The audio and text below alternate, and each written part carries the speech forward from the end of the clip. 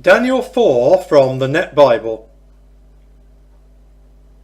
King Nebuchadnezzar, to all peoples, nations and language groups that live in all the land, peace and prosperity. I am delighted to tell you about the signs and wonders that the Most High God has done for me. How great are his signs, how mighty are his wonders. His kingdom will last forever, and his authority continues from one generation to the next. Nebuchadnezzar dreams of a tree chopped down. I, Nebuchadnezzar, was relaxing in my home, living luxuriously in my palace. I saw a dream that frightened me badly. The things I imagined while lying on my bed, these visions of my mind, were terrifying me.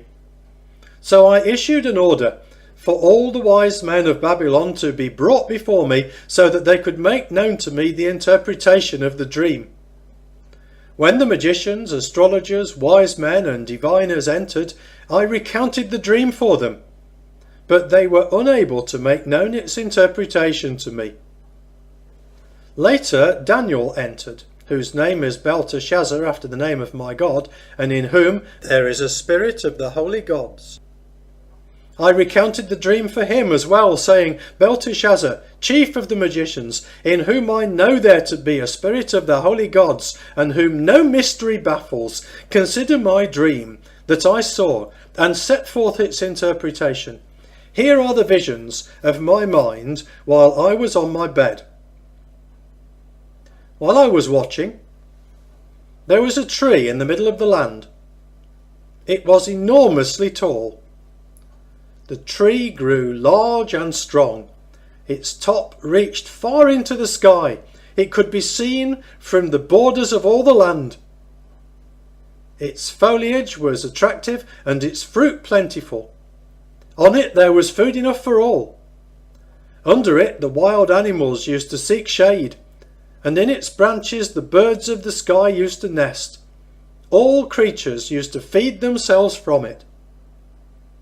While I was watching, in my mind's visions on my bed, a holy sentinel came down from heaven. He called out loudly as follows: Chop down the tree and lop off its branches, strip off its foliage and scatter its fruit. Let the animals flee from under it and the birds from its branches, but leave its taproot in the ground, with a band of iron and bronze around it, surrounded by the grass of the field. Let it become damp with the dew of the sky, and let it live with the animals in the grass of the land. Let his mind be altered from that of a human being, and let an animal's mind be given to him, and let 7 periods of time go by for him.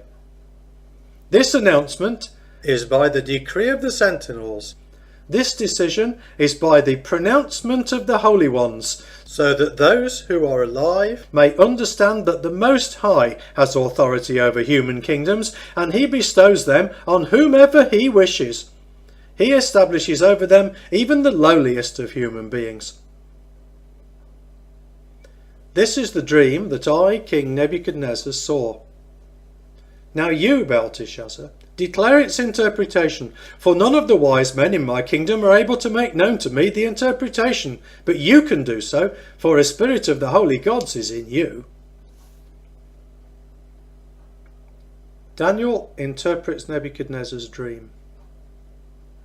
Then Daniel, whose name is also Belteshazzar, was upset for a brief time. His thoughts were alarming him. The king said, Belteshazzar, don't let the dream and its interpretation alarm you. But Belteshazzar replied, Sir, if only the dream were for your enemies and its interpretation applied to your adversaries. The tree that you saw, that grew large and strong, whose top reached to the sky, and which could be seen in all the land, whose foliage was attractive and its fruit plentiful, and from which there was food available for all, under whose branches wild animals used to live, and in whose branches birds of the sky used to nest, it is you, O king. For you have become great and strong. Your greatness is such that it reaches to heaven, and your authority to the ends of the earth. As for the king seeing a holy sentinel coming down from heaven and saying, "Chop down the tree and destroy it, but leave its taproot in the ground, with a band of iron and bronze around it, surrounded by the grass of the field, let it become damp with the dew of the sky, and let it live with the wild animals until 7 periods of time go by for him," this is the interpretation, O king. It is the decision of the Most High that this has happened to my lord the king. You will be driven from human society, and you will live with the wild animals. You will be fed grass like oxen, and you will become damp with the dew of the sky. 7 periods of time will pass by for you before you understand that the Most High is ruler over human kingdoms and gives them to whomever he wishes. They said to leave the taproot of the tree, for your kingdom will be restored to you when you come to understand that heaven rules. Therefore, O king, may my advice be pleasing to you. Break away from your sins by doing what is right, and from your iniquities by showing mercy to the poor. Perhaps your prosperity will be prolonged.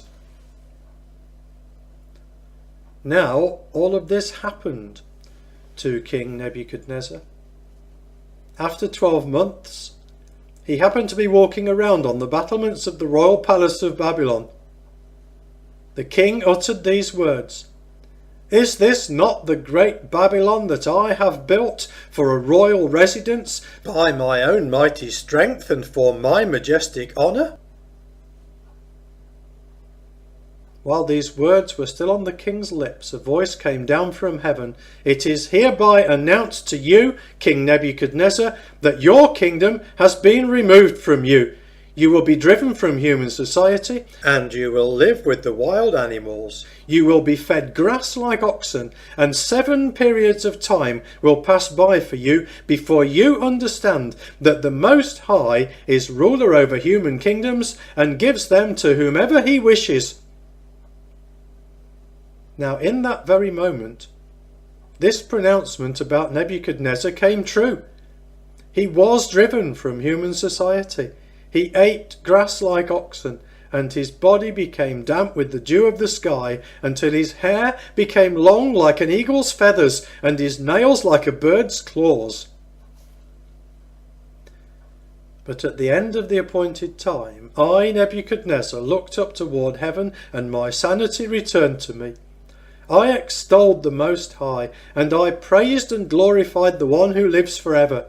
For his authority is an everlasting authority, and his kingdom extends from one generation to the next.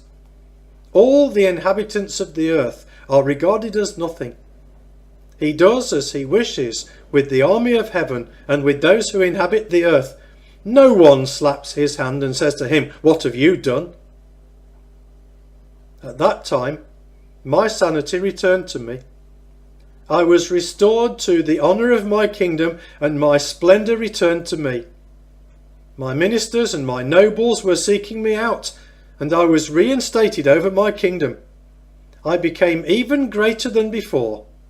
Now I, Nebuchadnezzar, praise and exalt and glorify the King of heaven, for all his deeds are right and his ways are just. He is able to bring down those who live in pride.